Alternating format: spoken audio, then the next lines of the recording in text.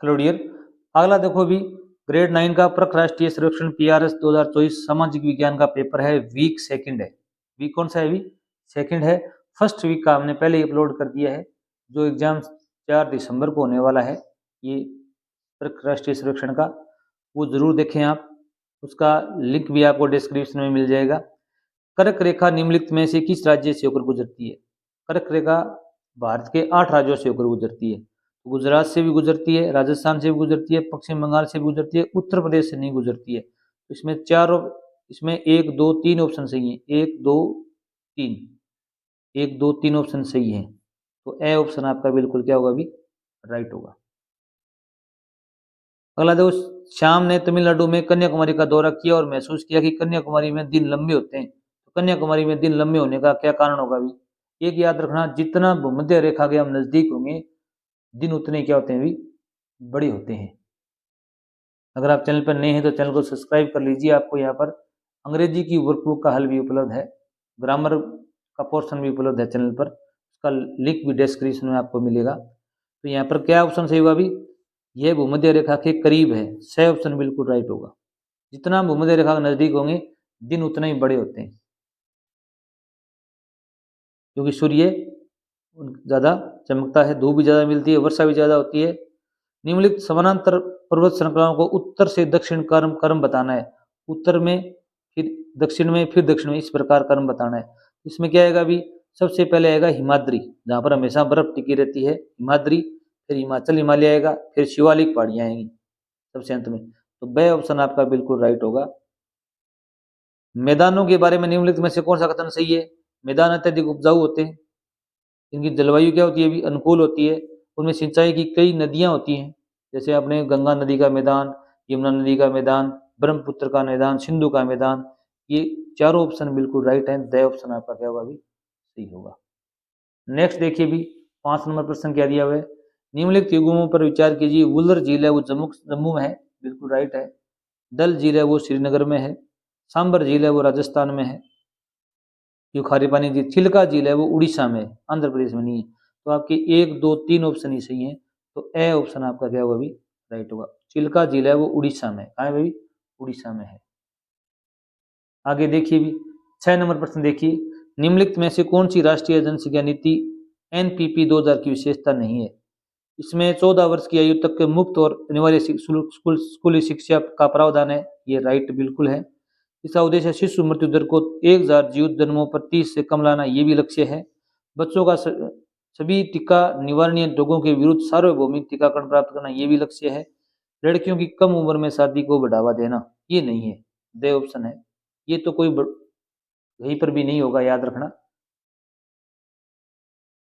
दे option इसमें आपका विकल्प, इसकी विशेषता नहीं है। आगे देखिए, भी गोदावरी नदी के बारे में निम्नलिखित कथनों का विचार करें। गोदावरी नदी को दक्षिण गंगा के नाम से जाना जाता है, ये बिल्कुल राइट प्रश्न है, क्योंकि इसकी लंबाई बहुत ज़्यादा है। तो ये प्रायद्वीपीय भारत की सबसे लंबी नदी है, ये भी सही है। इसकी सहायक नदियाँ पूर्णा, गिरना है, ये सही है। इसका उद्गम स्थल है वो नासिक के पास त्रिबंकेश्वर पहाड़ियों से होता है, ये भी सही है। सारे कथन बिल्कुल राइट हैं। तो द ऑप्शन आपका क्या होगा? अभी राइट होगा इसमें। अगला प्रश्न देखो, निम्नलिखित में से कौन सा कथन सही है? जेट स्ट्रीम तेज बहने वाली पश्चिमी हवाएं, बिल्कुल राइट है। ये पश्चिम दिशा से बहती हैं। और पूर्वी जेट स्ट्रीम गर्मियों के दौरान देखी जाती है, ये भी बिल्कुल राइट है। ये एशियाई महाद्वीप में बहती हैं, ये भी राइट है। तो यहाँ पर क्या देखो, अभी ये तीनों ऑप्शन राइट हैं, सभी ऑप्शन सही हैं। तो द ऑप्शन आपका क्या होगा? अभी सही होगा। इनकी गति बहुत तेज होती है। आपने कभी विमान सेवा देखी होगी, इसमें क्या है, विमान की बहुत तेज आवाज आती है। जेट विमान होते हैं वो इन्हीं के सहारे चलते हैं। अगला देखो, भी राजस्थान के थार मरुस्थल में घूमने आए लोगों का बहुत सारे अर्धचंद्राकार टीले देखने को मिलते हैं। इन अर्धचंद्राकार टीलों को क्या कहते हैं? भी इनको हम यहाँ पर बरखान कहते हैं। क्या कहते हैं? भी बरखान कहा जाता है। इनमें ऐसा कोई ऑप्शन नहीं है, तो यहाँ पर द ऑप्शन सही होगा। क्या कहते हैं? भी बरखान कहते हैं। अंत्योदय कार्ड को दिए जाते हैं, किसको दिए जाते हैं? भी गरीबों में सबसे गरीब है या गरीब रेखा से ऊपर वाले, ऊपर वालों को नहीं दिया जाता। गरीबों में से सबसे गरीब, ब ऑप्शन राइट होगा। ऐसा गरीब जो बहुत गरीब हो, तो ब ऑप्शन इसमें क्या होगा? अभी राइट होगा। यह जगह बेहद ठंडी है, यहाँ केवल काई मिलती है, लाइकेन मिलता है, बहुत छोटी झाड़ियाँ मिलती हैं। ये बहुत ही कम गर्मी के दौरान उगता है। इसे क्या कहते हैं भी? टुंड्रा वनस्पति कहते हैं। क्या कहते हैं भी? टुंड्रा। ये बर्फीले क्षेत्रों में केवल यही काई लाइकेन पाए जाते हैं। तो बे ऑप्शन सही होगा। शुष्क क्षेत्र के उद्यमों को स्वामित्व व संचालन राज्य के व्यक्तियों के समूह द्वारा किया जाता है। और उद्योगों की दी गई सूची में से किस शुष्क क्षेत्र का उद्योग कहा जाएगा? ये है मारुति उद्योग लिमिटेड। इसमें क्या है भी? शुष्क क्षेत्र का उद्योग है। ये आप सही ऑप्शन है। प्रश्न संख्या 13 देखिए भी, वायु मार्ग के बारे में कौन सा कथन सत्य है? ये परिवहन का सबसे तेज तरीका है, बिल्कुल राइट है। ये परिवहन का सबसे महंगा तरीका है, ये भी राइट है, क्योंकि परिवहन सेवा सबसे महंगी है। ये भारी सामान और लोगों को लंबी दूरी तक ले जाता है। लंबी दूरी तो यहाँ सही है, पर भारी सामान का यहाँ ऑप्शन सही नहीं है। ये हल्के सामान ज़्यादा ले जाता है, भारी सामान ये नहीं ढोता है। इसमें केवल 2 ही ऑप्शन सही हैं। ठीक है, यहाँ पर बे ऑप्शन सही होगा। अगर हल्का सामान होता तो ये तीनों ऑप्शन सही हो जाते। नेक्स्ट देखिए भी,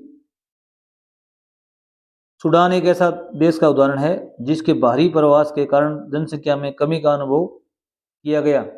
और प्रवास क्या क्या कारण हो सकता है अभी? सूडान एक देश है जहाँ से लोग क्या कर रहे हैं अभी? प्रवास कर रहे हैं। लगभग 10 मिलियन लोग वहाँ से प्रवास कर गए होंगे। तो यहाँ पर खराब स्वास्थ्य सुविधाएं हैं, ये भी सही है। नौकरी के अवसरों की कमी है, वहाँ पर नौकरी नहीं है। शिक्षा की कमी है। और उपयुक्त सभी ऑप्शन है यहाँ पर। द ऑप्शन आपका क्या होगा अभी? राइट होगा। सीमित पूंजी के साथ गोवा के एक विशेष गांव में खाद्य प्रसंस्करण इकाई स्थापित की जाती है। इससे उस गांव में रोजगार पैदा होता है। खाद्य प्रसंस्करण इकाई उद्योग की किस वर्गीकरण के अंतर्गत आएगा? पहले तो ये क्या आएगा? कृषि आधारित उद्योग है। और इसको किस में बोलेंगे भी? लघु उद्योग कहेंगे। क्या कहेंगे भी? लघु उद्योग कहेंगे। बे ऑप्शन आपका क्या होगा भी? राइट होगा। राजस्थान के लोगों के लिए अक्षय ऊर्जा का सबसे अच्छा स्रोत क्या होगा? राजस्थान में सर्वाधिक गर्मी पड़ती है, सूर्य की रोशनी ज्यादा मिलती है, तो सौर ऊर्जा सबसे अच्छा उपयुक्त होगा यहाँ पर। राजस्थान में हम सौर ऊर्जा स्थापित करना चाहेंगे। अगला देखो भी, मिट्टी को संरक्षित करने के लिए निम्नलिखित में से किस विधि का उपयोग किया जाता है? मिट्टी को संरक्षित करने के लिए मल्चिंग भी की जाती है, शेल्टर बेल्ट भी एक प्रणाली है, और कंटूर जुताई भी एक अच्छी प्रणाली है। तो उपयुक्त सभी द ऑप्शन यहाँ पर आपका राइट होगा। अगला देखिए भी, वितरण के आधार पर संसाधनों को बांटा। वितरण के आधार पर, वितरण के आधार पर इसमें 2 भागों में बांटा गया है, सार्वव्यापी या सार्वभौमिक संसाधन और स्थानीयकृत संसाधन। सही ऑप्शन आपका यहाँ पर क्या होगा अभी? राइट होगा। ये अलग अलग आधार पर वर्णन किया गया है। भारत का EEZ अनन्य आर्थिक क्षेत्र कहाँ तक है अभी?